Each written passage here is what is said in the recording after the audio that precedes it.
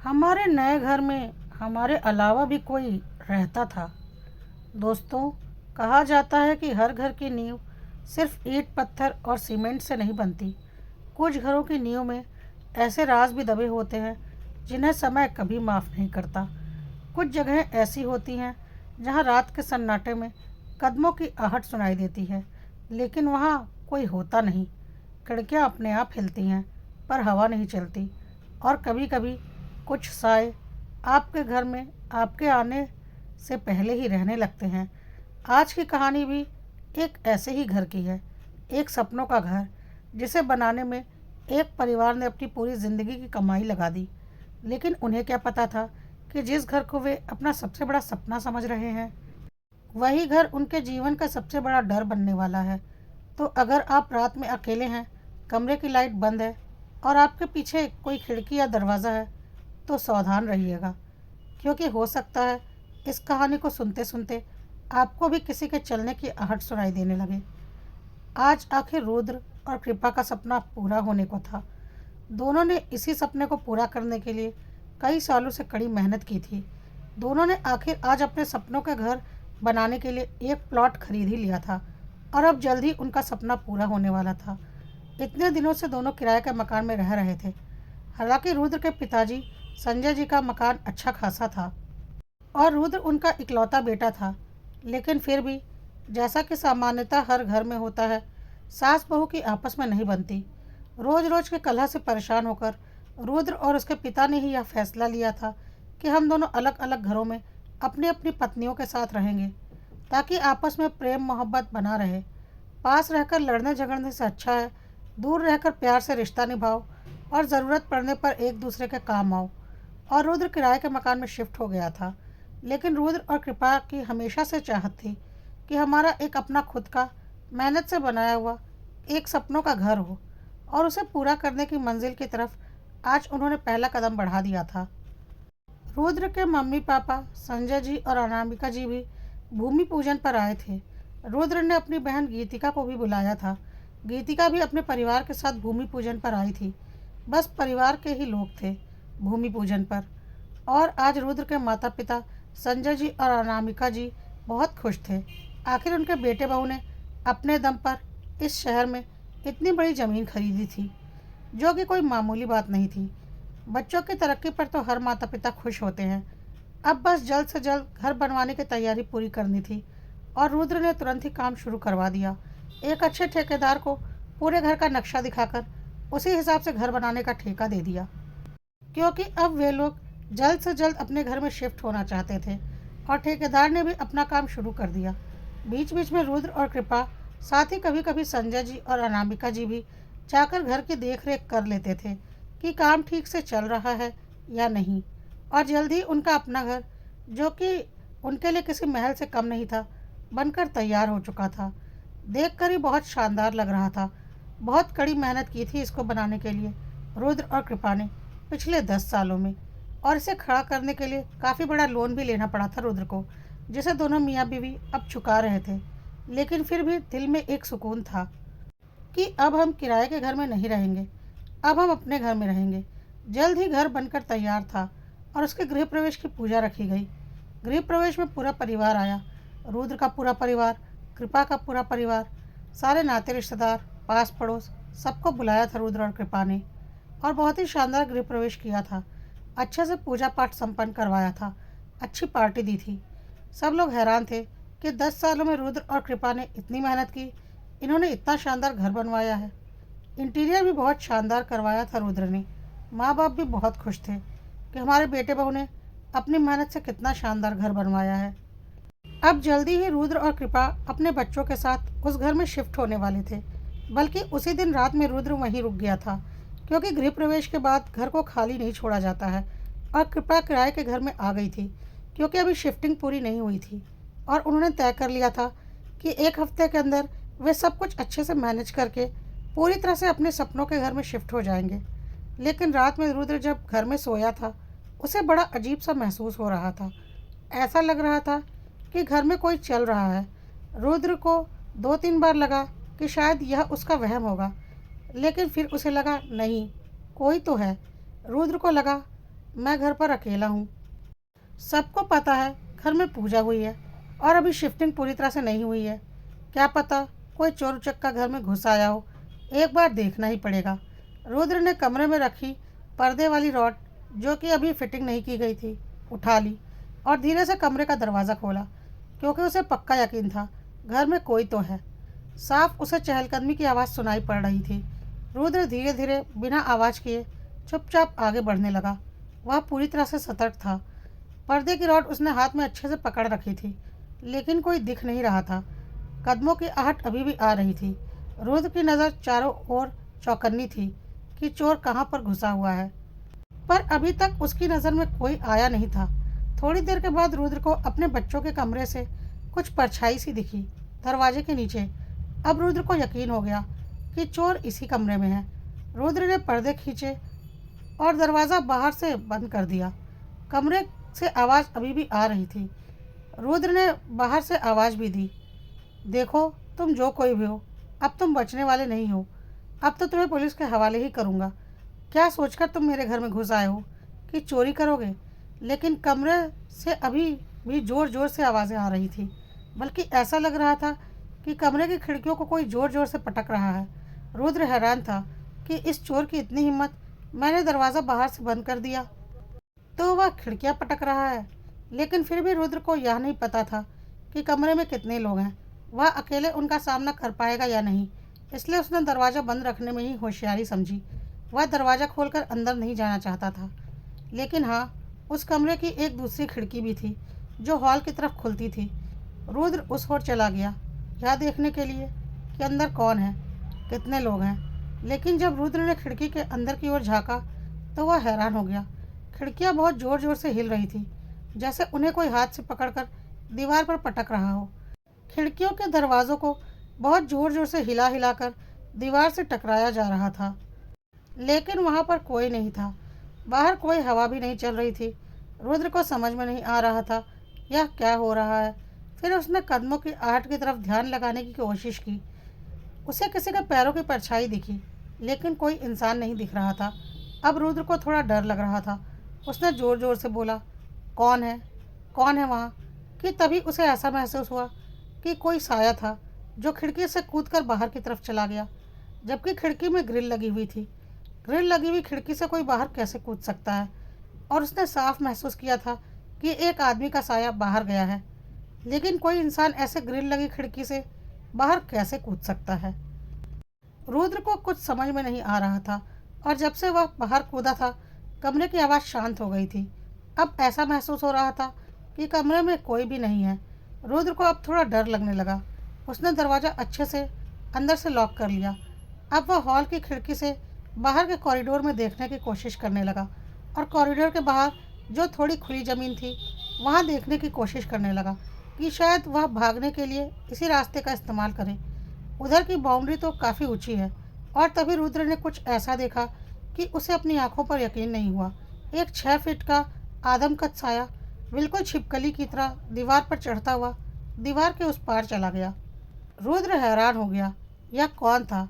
यह क्या था? उसे कुछ समझ में नहीं आ रहा था। बहुत घबरा गया था रुद्र। उसने सारे दरवाजे अंदर से बंद करके खुद को कमरे में बंद कर लिया। उसे समझ में नहीं आ रहा था कि वह क्या करे। वह अपनी पत्नी कृपा को फ़ोन लगाने जा रहा था, लेकिन फिर उसे लगा कि कृपा खुद वहाँ पर अकेली है बच्चों के साथ। यही बातें सुनकर वह बहुत डर जाएगी। लेकिन रुद्र खुद बहुत डरा हुआ था। यह सब क्या हो रहा है? उसने घबराकर अपने पापा संजय जी को फ़ोन लगाया। इतनी रात में रुद्र का फ़ोन देखकर संजय जी भी परेशान हो गए कि क्या हो गया, इतनी रात में रुद्र फ़ोन क्यों कर रहा है। उन्हें पता था कि रुद्र आज अपने घर पर अकेला रुका हुआ है। उन्हें भी घबराहट हुई, कहीं कोई इमरजेंसी तो नहीं। उन्होंने तुरंत फ़ोन उठाया और अनामिका जी भी जाग चुकी थी।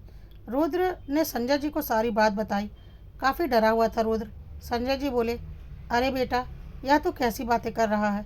अरे नया घर है, तू अकेला है ना, और इतना बड़ा घर तूने बनवा लिया, तुझे वहम हो रहा होगा।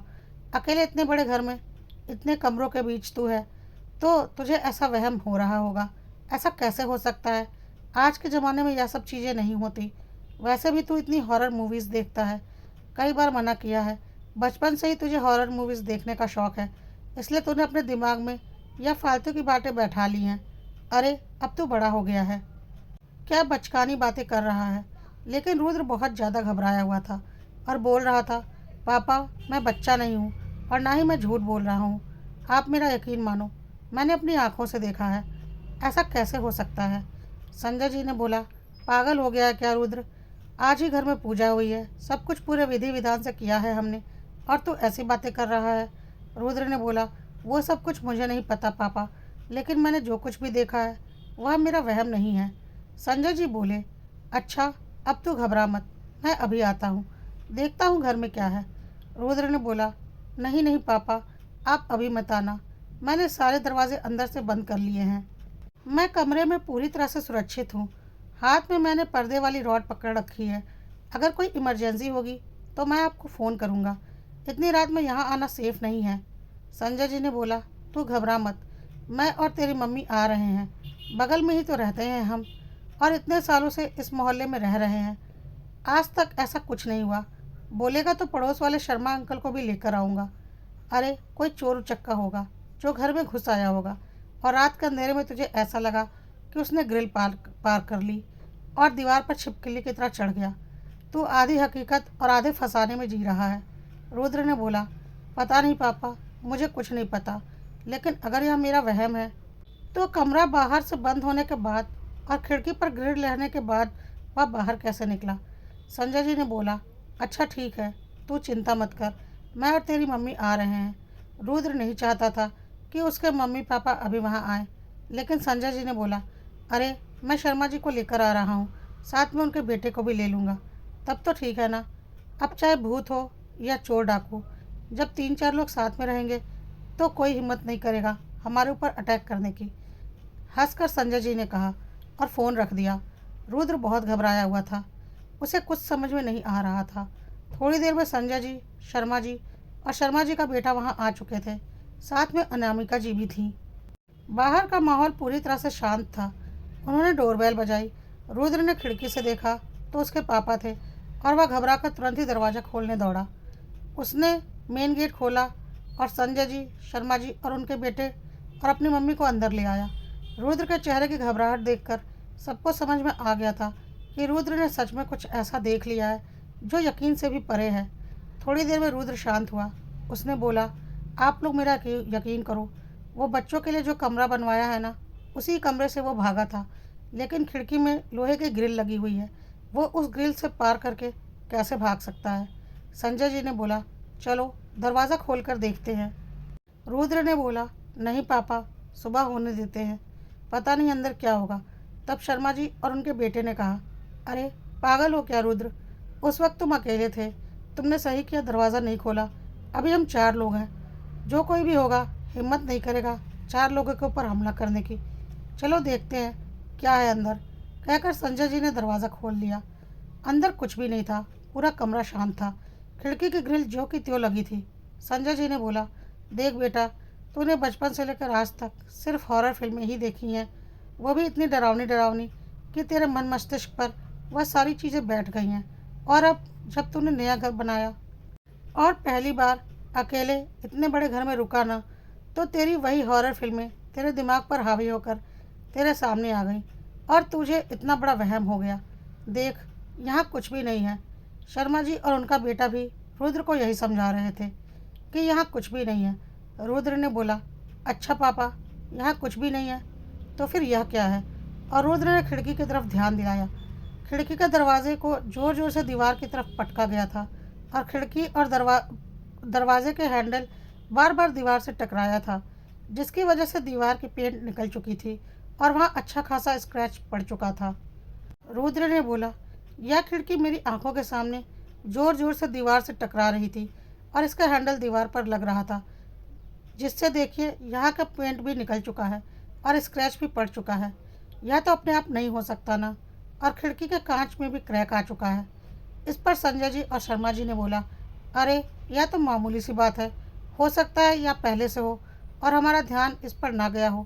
काम करवाते वक्त ही किसी ने ज़ोर से खिड़की को दीवार की ओर पटक दिया होगा, तो यह स्क्रैच पड़ गया होगा और फिर शीशे में भी क्रैक हो गया होगा और किसी ने ध्यान नहीं दिया होगा। तुम खुद सोचो, यहाँ लोहे की ग्रिल लगी है। इससे कोई 6 फुट का आदमी बाहर कैसे निकल सकता है? रुद्र बहुत कंफ्यूज हो चुका था। उसे समझ में नहीं आ रहा था कि वह क्या बोले। अब संजय जी ने बोला, देखो बेटा, अब तुम अपने वहम को अपने मन से निकालो। अच्छा चलो, मुझे वो बाउंड्री की दीवार दिखाओ जहाँ पर तुम्हारा वह तथाकथित भूत छिपकली की तरह चल रहा था। रुद्र बोला, हाँ पापा चलिए, मैं आपको दिखाता हूँ। और सब लोग बाउंड्री की दीवार की तरफ गए। रुद्र ने वह दीवार दिखाई।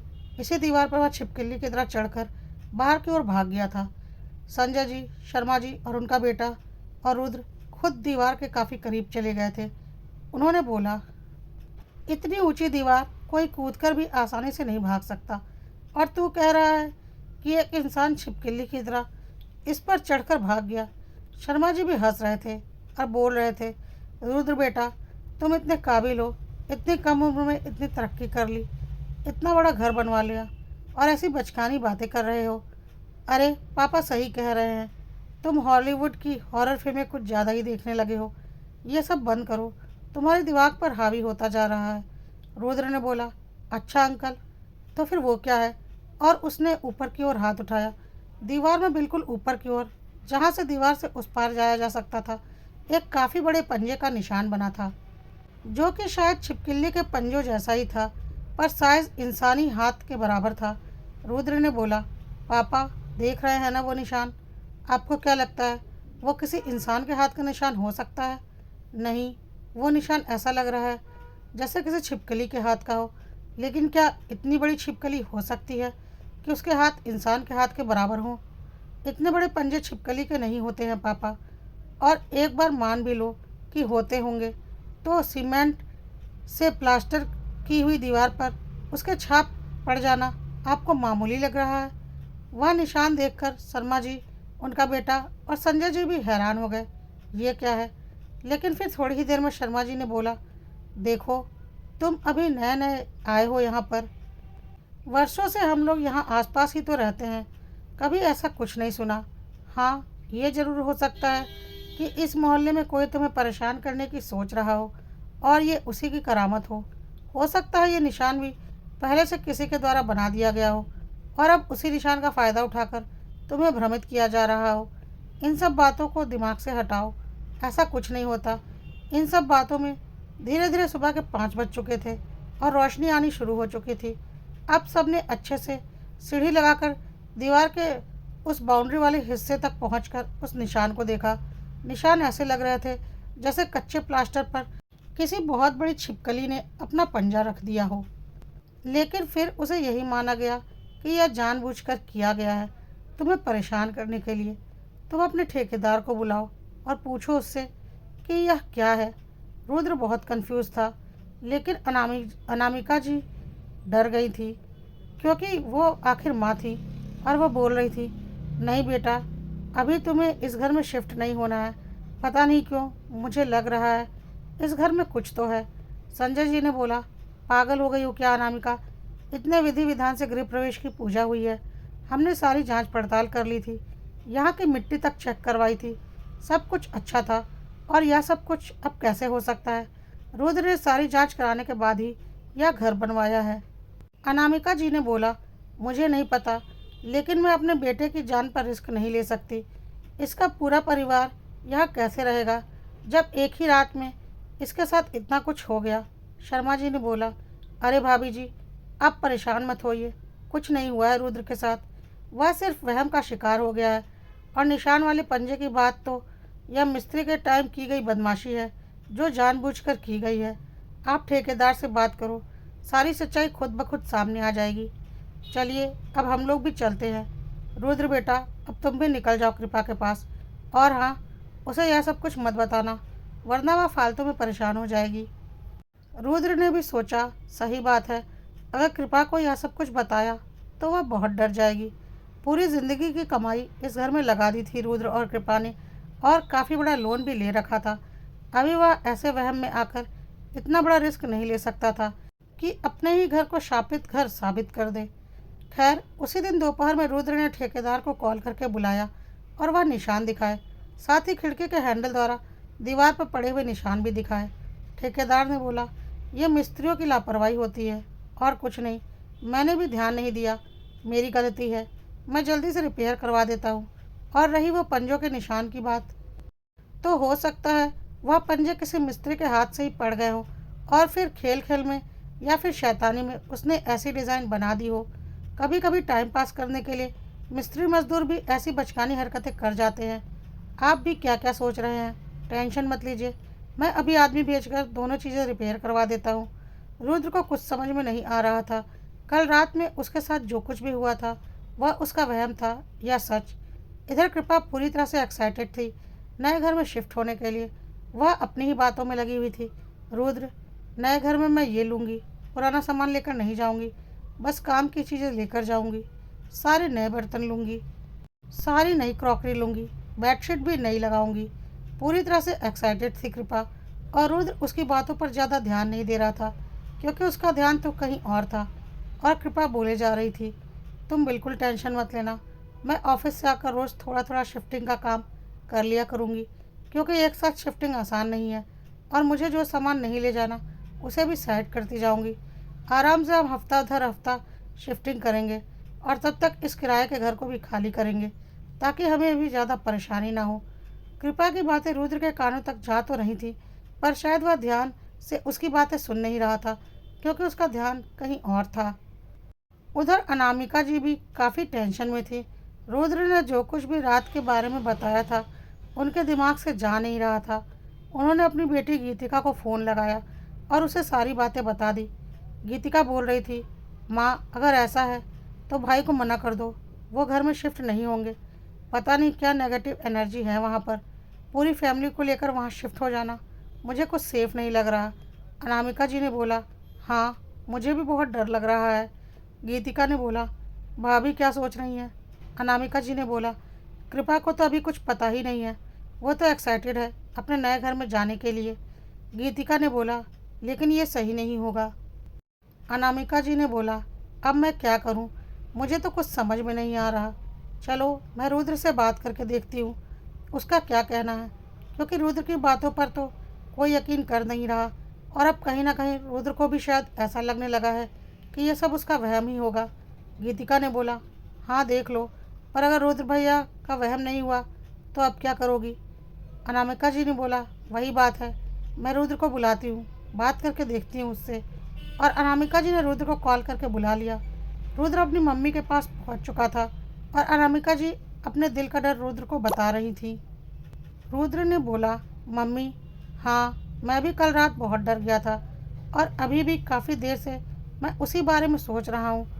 अब कहीं ना कहीं मुझे भी ऐसा लगने लगा है कि शायद यह मेरे मन का वहम ही था, क्योंकि पूजा और गृह प्रवेश की पार्टी की वजह से मैं काफ़ी थका हुआ था और उसके पहले भी 3-4 दिन से मैं इन सब की तैयारियों की वजह से काफ़ी थका हुआ था, ठीक से सो भी नहीं पाया था। ऊपर से आप जानती हो मैं हॉरर फिल्में कितनी देखता हूँ, तो हो सकता है नींद में मेरे से यह गलती हो गई हो और मैं बहुत गहरी नींद में नहीं होऊंगा और मेरे द्वारा देखी जाने वाली डरावनी फिल्में मेरे ऊपर हावी हो गई होंगी, इसलिए मेरे साथ ऐसा हुआ होगा। और रहे वो निशान, तो ठेकेदार साहब सही बोल रहे हैं, वह कारीगरों की करामत होगी जिसे कि उन्होंने ठीक भी करवा दिया होगा अब तक। आप टेंशन मत लो मम्मी, सही बात है, यह मेरा वहम ही होगा। इतने सालों से आज तक हमने कभी कोई भूत प्रेत नहीं देखा और अचानक भूत प्रेत कहाँ से आ जाएंगे? मैं नहीं मानता कि दुनिया में कोई भूत प्रेत होते हैं। यह सब मेरे मन का वहम है। हाँ, मैं मनोरंजन के लिए हॉरर फिल्में ज़रूर देखता हूँ, पर सिर्फ मनोरंजन के लिए। अनामिका जी भी अब सोच रही थी कि शायद यही सच हो और यह सब रुद्र के मन का वहम हो। उन्होंने बोला, तो फिर तुम लोग शिफ्ट हो रहे हो उस घर में? रुद्र ने बोला, हाँ मम्मी, बिल्कुल शिफ्ट होंगे और जल्दी ही शिफ्ट होंगे। पूरी ज़िंदगी की सेविंग लगा दी है उस मकान पर और ऊपर से काफ़ी लंबा चौड़ा लोन भी ले रखा है। अब किराया देने की हिम्मत नहीं है मेरी, शिफ्ट तो होना ही है मुझे हर हाल में। अनामिका जी ने बोला, देख बेटा, किराए की चिंता तू मत कर। अगर तुझे 1% भी ऐसा लग रहा है ना कि उस घर में शिफ्ट होने से तुझे कुछ परेशानी हो सकती है, तो तू वापस अपने घर में आ जा, या फिर तेरे घर का किराया हम दे देंगे। माँ हूँ तेरी मैं। ठीक है, सास बहू में लड़ाइयाँ तो हर घर में होती हैं, पर इसका यह मतलब तो नहीं कि कोई अपने बेटे बहू का बुरा चाहता है। मैं तेरा और तेरे परिवार का बुरा कभी नहीं चाहूँगी। बस ये याद रखना कि तेरे मम्मी पापा हर कदम पर तेरे साथ हैं। तुम्हें जो ठीक लगे बेझिझक होकर मुझसे बोल दो, मैं तेरी हर बात मानने को तैयार हूँ। रुद्र ने बोला, पता है मम्मी, आप चिंता मत करो, मैं और कृपा अपने नए घर में शिफ्ट हो जाएंगे। कोई टेंशन की बात नहीं है, हम लोग पूरी तरह से सेफ रहेंगे। और अगर कोई टेंशन होगी तो मेरे मम्मी पापा तो हैं ही, हम आपके पास आ जाएंगे, आप बिल्कुल बेफिक्र रहो। अनामिका जी ने भी उसके सिर पर हाथ रखा और बोला, भगवान करे जैसा तू सोच रहा है वैसा ही हो।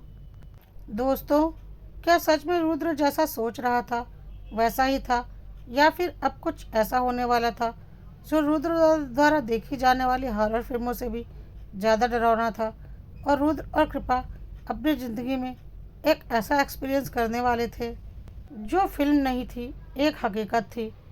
तो दोस्तों, यह थी आज की कहानी, लेकिन असली सवाल अब भी बाकी है। क्या रुद्र ने जो देखा था वह सिर्फ उसका वहम था, या सच में उस नए घर में कोई ऐसी मौजूदगी थी जो इंसानी आंखों से पूरी तरह से देखी नहीं जा सकती थी। अगर यह सब एक भ्रम था तो बंद कमरे में आवाज़ें कहाँ से आईं, खिड़की पर पड़े निशान किसके थे, और सबसे बड़ा सवाल, उस रात रुद्र के घर से भागने वाला वह साया आखिर कौन था। कभी कभी कुछ सवालों के जवाब हमें नहीं मिलते, क्योंकि जवाब जानने की कीमत बहुत भारी होती है, और शायद कुछ दरवाजे ऐसे होते हैं जिन्हें बंद ही रहने देना चाहिए। आगे क्या हुआ जानने के लिए इंतज़ार कीजिए इसके अगले पार्ट का, जो कि जल्दी ही पब्लिश कर दिया जाएगा कड़वा सत्य पर। अगर आपको यह कहानी पसंद आई हो तो कड़वा सत्य को लाइक, फॉलो और सब्सक्राइब करना मत भूलिएगा, और कमेंट में ज़रूर लिखिए अगर आपके नए घर में पहली ही रात ऐसी आवाज़ें सुनाई दे तो क्या आप वहाँ रुकेंगे।